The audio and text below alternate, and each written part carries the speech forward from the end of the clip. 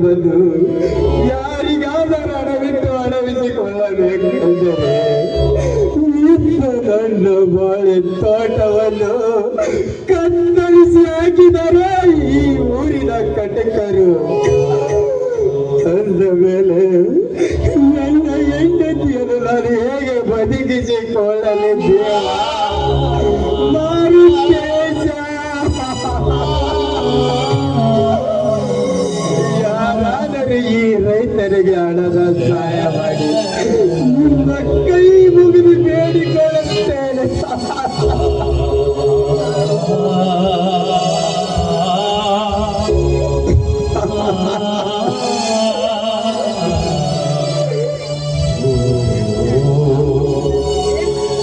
ಏಕಪ್ಪ ಏಕೆ ಕಣ್ಣಚ್ಚಿನಲ್ಲಿ ಕಣ್ಣೀರು ನನ್ನ ತಾಯಿನ ಗುಣ ಆಗಿಲ್ಲವೇ? ಕುಮಾರ, ನಿನ್ನ ತಾಯಿ ಗುಣವಾಗಬೇಕಾದರೆ 2 ಲಕ್ಷ ಹಣ ಕೇಳುತ್ತಿದ್ದಾರಪ್ಪ ಆಸ್ಪತ್ರೆಯಲ್ಲಿ. ಹೇಗಾದರೂ ಮಾಡಿ ನನ್ನ ತಾಯಿಯನ್ನು ಉಳಿಸಿಕೊಡಪ್ಪ, ನಿನ್ನ ಕೈ ಮುಗಿದು ಬೇಡಿಕೊಳ್ಳುತ್ತೇನೆ.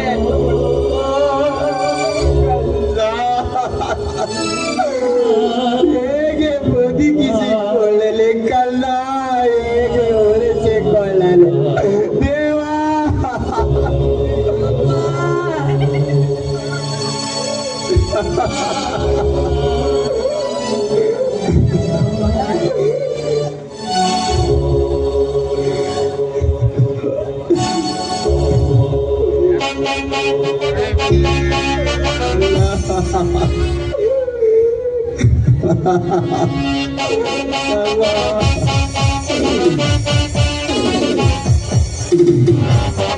ಇದೇನೀಗ ಕಾಡಿನಿಂದ ಈಗ ತಾನೇ ಬಂದೇನಪ್ಪ? ಹೌದಪ್ಪ, ನನ್ನ ತಾಯಿ ಆಸ್ಪತ್ರೆಗೆ ಹೋದ ವಿಷಯ ತಿಳಿದು ಈಗ ತಾನೇ ಬಂದೆ. ಅಣ್ಣ, ಇದೇನು ಅಣ್ಣ ನಿನ್ನ ಕಣ್ಣಂಚಿನಲ್ಲಿ ಕಣ್ಣೀರು? ನನ್ನ ಆಸೆಗೆ ಇನ್ನು ಗುಣವಾಗಲಿಲ್ಲವೇ ಅಣ್ಣ? ಇನ್ನು ಗುಣವಾಗಲಿಲ್ಲವೇ?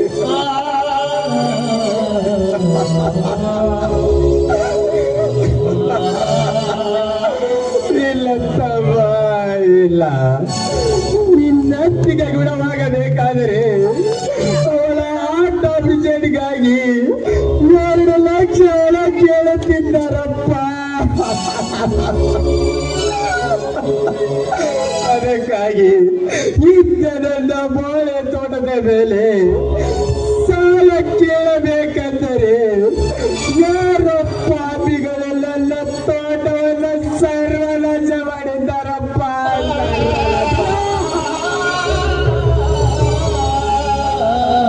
ಅಪ್ಪಾಜಿ, ನಮ್ಮ ಬಾಳೆ ತೋಟವನ್ನು ಕತ್ತರಿಸಿದ ಬೇರೆ ಯಾರಲ್ಲಪ್ಪ, ಈ ಊರಿನ ಬಂಡಗೌಡ. ಹೌದು ಅಣ್ಣ, ಇಂದು ನಮ್ಮ ಬಾಳೆ ತೋಟ ಹಾಳು ಮಾಡಿದ ಸೇಡಿಗಾಗಿ ಇಂದು ಆ ಗೌಡರ ಮನೆಗೆ ನುಗ್ಗಿ 1 ಲಕ್ಷ ಪರಿಹಾರಧನ ತಂದಿದ್ದೇವೆ ಅಣ್ಣ. 1 ಲಕ್ಷ ಪರಿಹಾರಧನ ತಂದಿದ್ದೇವೆ. ಏನು ಹೇಳ್ತಿದೀಯ ತಮ್ಮ? ನಮ್ಮ ಗೌಡರು ಒಳ್ಳೆಯದಾಯ್ತು ತಮ್ಮ, ಒಳ್ಳೆಯದಾಯ್ತು.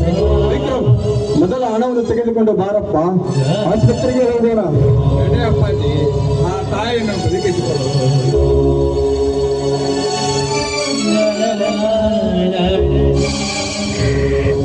ನಿಂತ್ಕೊಳ್ಳಿ. ಹೌದು ಮಗ, ಇವನು ಯಾರು? ಇವನು ಬೇರೆ ಯಾರು ಅಲ್ಲ ಸುವರ್ಣ, ನನ್ನ ಗೆಳೆಯನ ಮಗ. ಈ ಊರಿನ ರೌಡಿಗಳು ಇವನ ತಂದೆ ತಾಯಿಯನ್ನು ಕೊಂದು ಹಾಕಿದ್ದಾರಮ್ಮ, ಕೊಂದು ಹಾಕಿದ್ದಾರೆ. ಆಗ ಇವನ 10 ವರ್ಷದ ಬಾಲಕನಿದ್ದಾಗ ಬೆಟ್ಟದ ಮೇಲೆ ಗುಡಿಸಲು ಕಟ್ಟಿ ಜೋಪಾನ ಮಾಡಿದ್ದೇನಮ್ಮ, ಜೋಪಾನ ಮಾಡಿದ್ದೇನೆ. ಹೀಗೆ ಬೆಳೆದು ದೊಡ್ಡವನಾಗಿ ನಮ್ಮ ಮನೆಗೆ ಬಂದಿದ್ದಾನಮ್ಮ, ನಮ್ಮ ಮನೆಗೆ ಬಂದಿದ್ದಾನೆ. ರೀ ಯಜಮಾನ್ರಿ, ಕೈಯಲ್ಲಿ ಸುಟ್ಟು ಸಿಟ್ಕೊಂಡಿದ್ರಲ್ಲ, ಅದ್ರಲ್ಲಿ ಏನಿದೆ ಅಂತ? ಇದರಲ್ಲಿ 1 ಲಕ್ಷ ಹಣವಿದೆ ಸರೋಜ. ಆಸ್ಪತ್ರೆಗೆ ಕಟ್ಟಬೇಕಾಗಿದೆ. ಹಾಗಿದ್ರೆ ಆ ಹಣವನ್ನು ನನಗೆ ಕೊಡಿ, ನಾನು ಬಂಗಾರದ ಒಡವೆಗಳನ್ನು ಮಾಡಿಸ್ಕೊಳ್ಬೇಕು. ಬೇಡ ಸರೋಜ, ಬೇಡ. ನನ್ನ ಅತ್ತಿಗೆಯ ಹಾರ್ಟ್ ಆಪರೇಷನ್ ಇದೆ. ಈ ಹಣವನ್ನು ಆಸ್ಪತ್ರೆಗೆ ಕಟ್ಟಬೇಕಾಗಿದೆ. ನಿನಗೆ ನನ್ನ ಅತ್ತಿಗೆ ಗುಣವಾಗಿ ಬಂದ ಮೇಲೆ ನಾಳೆ ನಿನಗೆ ಬಂಗಾರ ಒಡವೆಯನ್ನು ಮಾಡಿಸಿಕೊಡ್ತೇನೆ ಸರೋಜ, ಮಾಡಿಸಿಕೊಡುತ್ತೇನೆ. ಹೌದು ಸರೋಜ, ನನ್ನ ತಮ್ಮ ಹೇಳುವ ಮಾತು ಸತ್ಯವಿದೆ. ಮುಂದಿನ ವರ್ಷ ನನ್ನ ಹೊಲದ ಬೀಗ ಬಂದು ಕೊಡಲಿ, ನಾನೇ ನಿಂಗೆ ಬಂಗಾರದ ಒಡೆಯ ಮಾಡಿಸಿಕೊಡುತ್ತೇನೆ ತಾಯಿ. ಸಾಕು ಮುಗಿಸಿ ಮಾವ ನಿಮ್ಮ ಮಾತುಗಳನ್ನು. ನನ್ಗೇನು ಗೊತ್ತಿಲ್ಲ, ನನಗ್ ಮಾತ್ರ ಹಣ ಬೇಕು ಅಂದ್ರೆ ಬೇಕು ಅಷ್ಟೇ. ಸರೋಜ, ಈ ಹಣವನ್ನು ಆಸ್ಪತ್ರೆಗೆ ಕಟ್ಟದಿದ್ದರೆ ನನ್ನ ಅತ್ತಿಗೆ ಪ್ರಾಣ ಹೋಗುವುದು ಖಂಡಿತ ಸರೋಜ, ಖಂಡಿತ.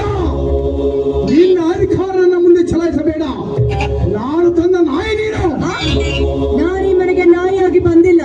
ಅಲ್ಲಿ ಕಾಲೇಜಿನಲ್ಲಿ ನಾನಿನ ಪ್ರೀತಿ ಮಾಡುವಾಗ ನನ್ನ ಹೆಸರಿಗಿರುವ 10 ಎಕರೆ ಜಮೀನು ಕೊಟ್ಟು ಮದುವೆ ಆಗಿದ್ದೇನೆ. ಯಾಕೆ ಅದನ್ನೆಲ್ಲ ಮರ್ತು ಬಿಟ್ರ ನೀವು? ನೀನು ಹೇಳುವ ಮಾತು ಸತ್ಯವಿದೆ ಸರೋಜವ್ವ, ಸತ್ಯವಿದೆ. ಆದರೆ ಮನೆಯ ಪರಿಸ್ಥಿತಿಯನ್ನು ಕೂಡ ಅರ್ಥ ಮಾಡಿಕೊಳ್ಳಿ. ಏಯ್!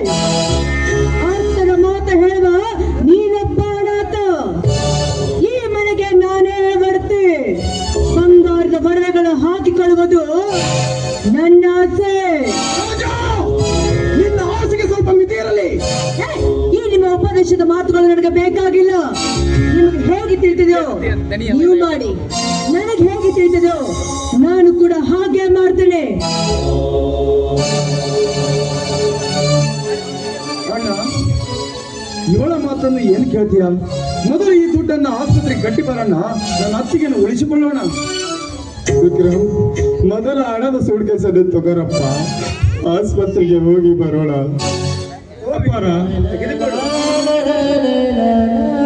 ಅಜ್ಜಿ, ಹೋಗಿ.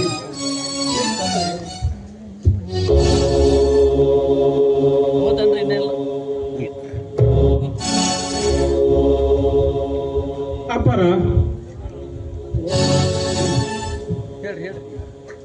ಅಪ್ಪರ, ಅವರು ಜಿಲ್ಲಾ ಆಸ್ಪತ್ರೆಯಾಗ ತೀರ್ಕೊಂಡ್ರಿ.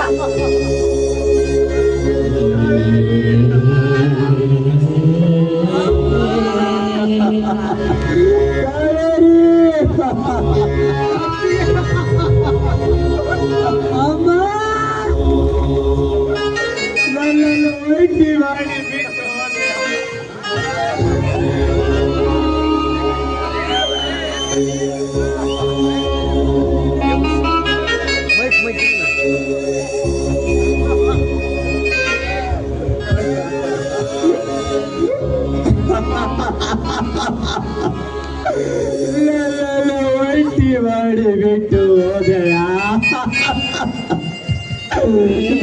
ಸತ್ತ ಮೇಲೆ ನಾನು ಖಂಡಿತ ಬದುಕಲಾರೆ ಕಾಯರೆ, ಖಂಡಿತ ಬದುಕಲಾರೆ.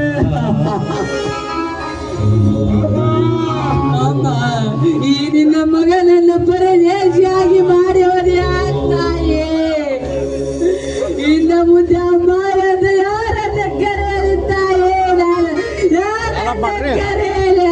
ಬಂದ್ ಮಾಡ್ರಿ ಅದನ್ನ. ಎಲ್ಲಿ ನೀವು ಅಲಾಪ್ ಮಾಡೋಲ್ರಿ, ಅದನ್ನ ನೋಡ್ಕೊಂತ ಕುತ್ಕೊಂಡ್ಬಿಟ್ರಿ ನೀವು ಅದನ್ನ.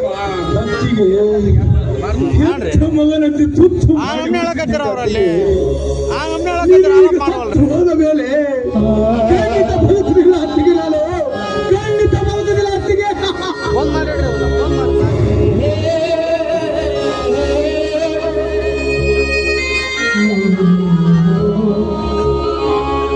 ಜಾಸ್ತಿ ಆಗ್ಬಿಡುತ್ತಲ್ಲ ಅದಕ್ಕಿಂತ. ಅಲ್ಲಿ ಮಾತಿನ ಅವಶ್ಯಕತೆ ಇಲ್ಲ, ಆ ಮಾತು ಬಿಟ್ಟು ಮಾಡ್ರಿ. ನೀವು ಅದನ್ನ ಫೋನ್ ನೋಡ್ಕೊಂತ ಕುತ್ಕೊಂಡ್ರೆ ಯಾವ ಮಾಡೋಕ್ಕಾಗತ್ತೆ? ಬಂದ್ ಮಾಡ್ರಿ ಹೊಳ್ಳಿ ಹಚ್ತೀನಿ ಅಂತ ಹೇಳ್ರಿ ಅವ್ರಿಗೆ.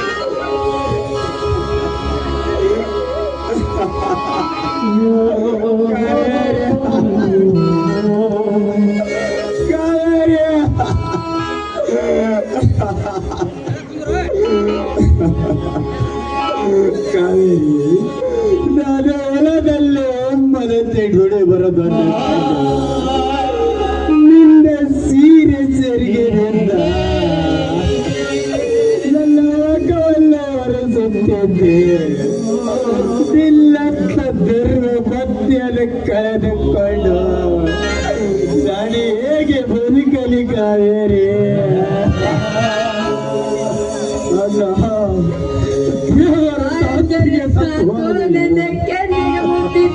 ಮಾಯಗೆ ತೊಂದೆಟ್ಟ ಹೊಡುತ್ತಿದ್ದಲ್ಲಪ್ಪ. ಇನ್ನು ಮುಂದೆ ಖಂಡಿತ ಬದುಕಲೇ ತಾಯೇ. ನಾನು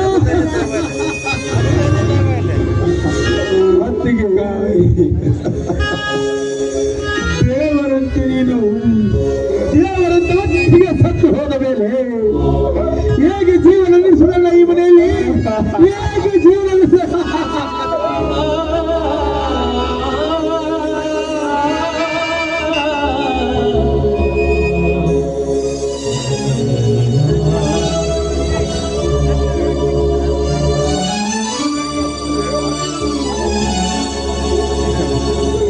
ಕಾವೇರಿ, ನೀ ಸತ್ತ ಮೇಲೆ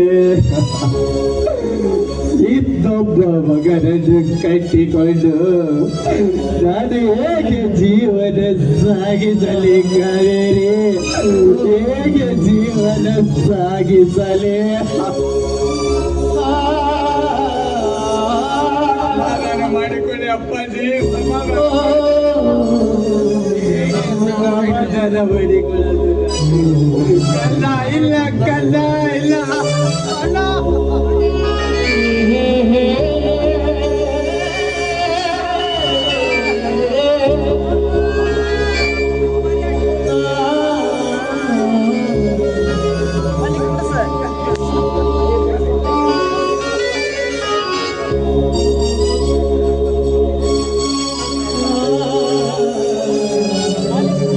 ನಗುತ್ತಾ ಇದ್ದಿದ್ದ ಇವಾಗ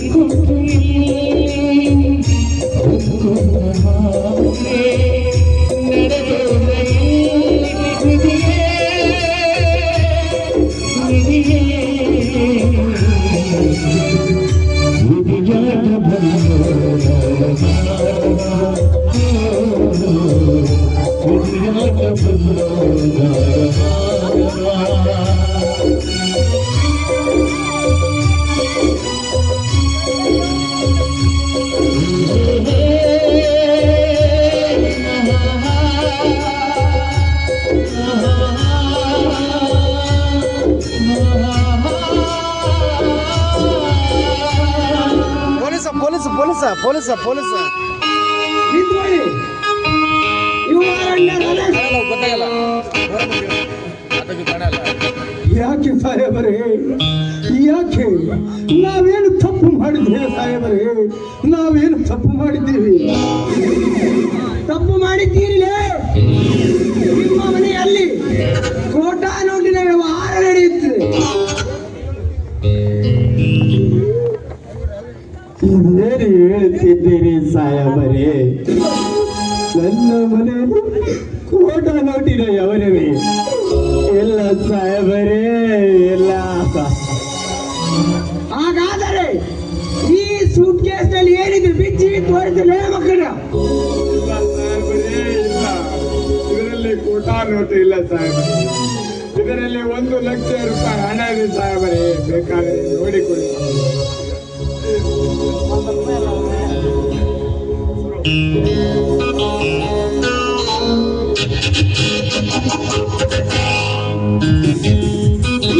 ಈಗೇನು ಹೇಳ್ತೀನಿ ಬದ್ಮಾಸ್?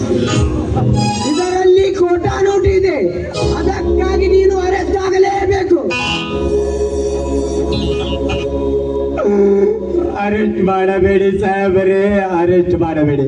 ಬೇಕಾದ್ರೆ ನಿಮ್ಮ ಕಾಲಿಗೆ ಬಿತ್ತು ಮಾಡಿಕೊಳ್ಳಿ.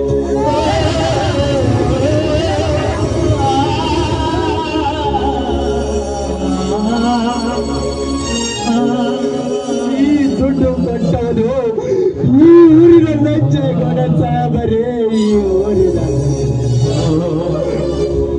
ನಾಲ್ಕರ ಮಕ್ಕಳ ಮಾಡೋದೆಲ್ಲ ನೀವೇ ಮಾಡಿ. ಈಗ ಆ ಗೌಡನ ಮೇಲೆ ಆಗುವುದಕ್ಕೆ ಆಚೆಗೆ ಆಗುವುದಿಲ್ಲವೇ? ಸರ್ ಮಾಡುವನನ್ನು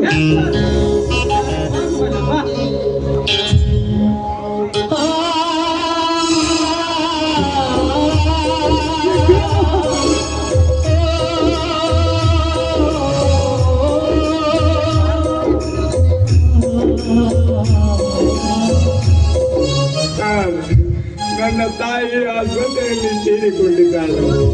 ಅವಳ ಅಂತ್ಯ ಸಂಸ್ಕಾರ ಮಾಡುವವರಿಗೆ ಬಿಟ್ಟು ಬಿಡಿದ್ದಾರೆ. ನಿಮ್ಮ ಕೈ ಮುಗಿದು ಬೇಡಿಕೊಳ್ಳುತ್ತೇವೆ. ಹಾಗೆ ನಿನ್ನನ್ನು ಬಿಡಲಿಕ್ಕೆ ಬರುವುದಿಲ್ಲ ಲೇ ಮಗನ. ನೀ ಅರೆಸ್ಟ್ ಆಗಲೇಬೇಕು. ಮಗನ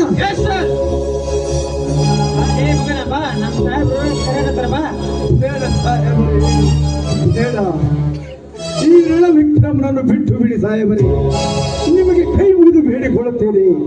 ಬೇಕಾದರೆ ನನ್ನನ್ನು ಅರೆಸ್ಟ್ ಮಾಡಿ ಸಾಹೇಬರೇ, ನನ್ನನ್ನು ಅರೆಸ್ಟ್ ಮಾಡಿ.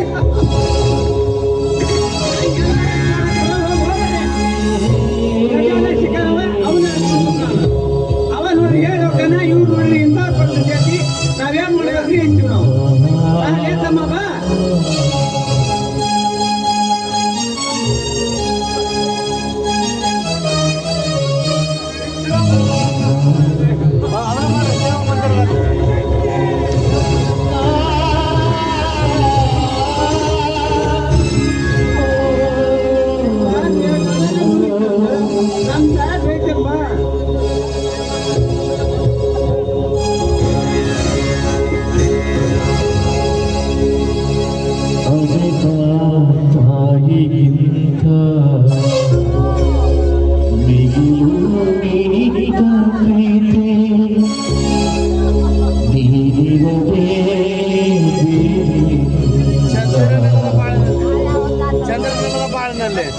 ಚಂದ್ರನೆಲ್ಲದ ಬಾಳ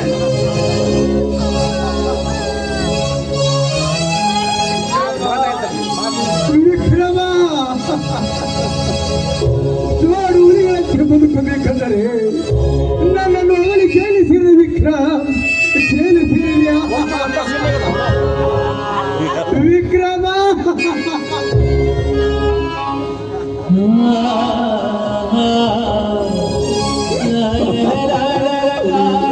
ಅಯ್ಯೋ ದೇವಾ ವಾರುತ್ತೇಜ, ಬಿರುಗಾಳಿ ಬೀಸುತ್ತಿದೆ ಅಪ್ಪ. ನೋಡಿದರೆ ಎಲ್ಲ ಹೆಂಡತಿಯ ಸಾವು, ಇಲ್ಲಿ ನೋಡಿದರೆ ವಿಕ್ರಮ್ ಜೈಲಿಗೆ ಹೋದ. ಇದನ್ನೆಲ್ಲ ನೋಡಿದರೆ ಹೇಗೆ ಸಹಿಸಿಕೊಳ್ಳಲಿ ದೇವಾ ವಾರುತ್ತೇಜ.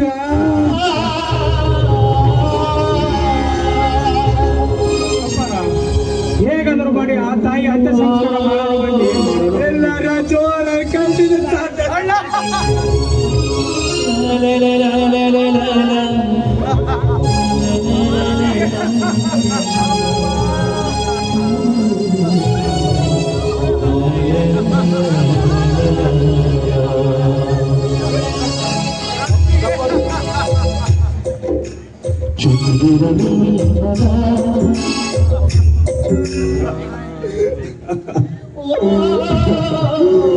ದೇವರು ತನ್ನ ಹೆಂಡತಿ ಕಳೆದುಕೊಂಡು ಅವಳನ್ನು ಇದೇ ಮಣ್ಣಿನಲ್ಲಿ ಮಣ್ಣು ಮಾಡಲು ನನ್ನ ಸಾಧ್ಯವಿಲ್ಲ ರಾಜ, ಸಾಧ್ಯವಿಲ್ಲ. ಹೇಗೆ ಸಮಾಧಾನ? ಅಮ್ಮ ನನ್ನ ಅಗಲಿ ಬಿಟ್ಟು ಹೋದೆಯ ತಾಯಿಯೇ.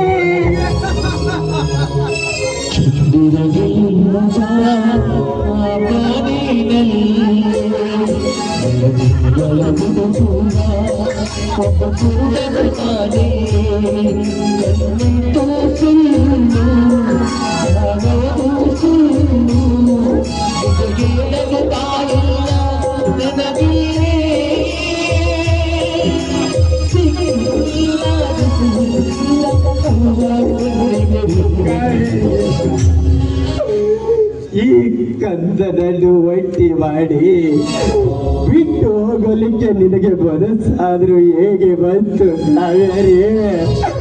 ಒಮ್ಮೆ ಕಂದನನ್ನು ಕಳ್ಳಿ ತೆರೆದು ನೋಡುವ ಕಾವೇರಿ.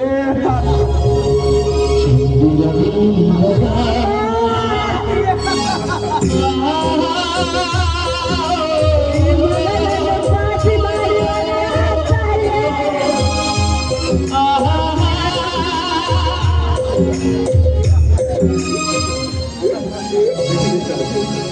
ಹೇಳಿ